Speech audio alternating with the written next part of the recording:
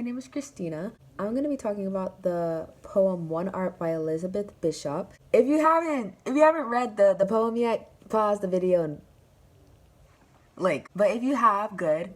If you've read the poem, you know the poem is depressing. But there is a reason behind that, actually.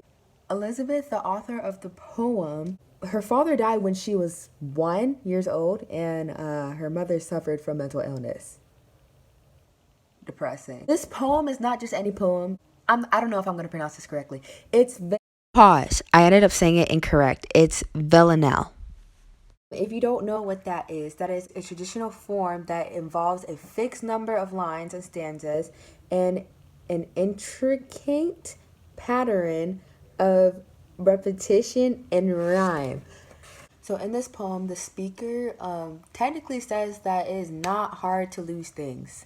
She gives examples of losing keys, wasting hours of time. But as you keep on reading, the loss progresses, giving bigger examples such as like places, houses, names, that could correlate to losing experiences, memories, things like that. She says in the poem that she lost 3 pretty houses. I believe that is symbolism. We're going to get onto that later. But later on, the speaker in the poem says that loss is not a big deal. Using the phrase art of losing isn't hard to master. This shows that the speaker is making a big effort to cope with losses that she experienced. But later on, she proceeds to say that she misses them, but it wasn't a big disaster, which shows that she's really trying to hold off of her grief. Overall, the poem is about how the speaker lost a lot and how she copes with it on a day-to-day basis.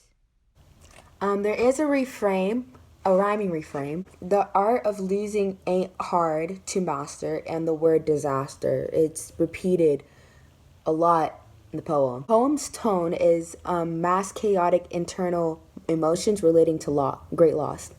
The theme is the inevitability and pain of loss.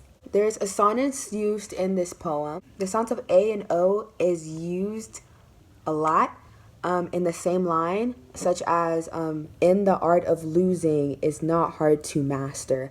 There is a metaphor. It was used in the final stanza where it stated as even losing you here.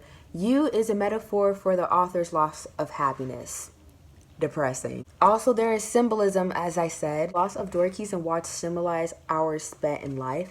And to go back on what I was saying before about her losing the 3 houses, that could be symbolizing people that she's lost in her life.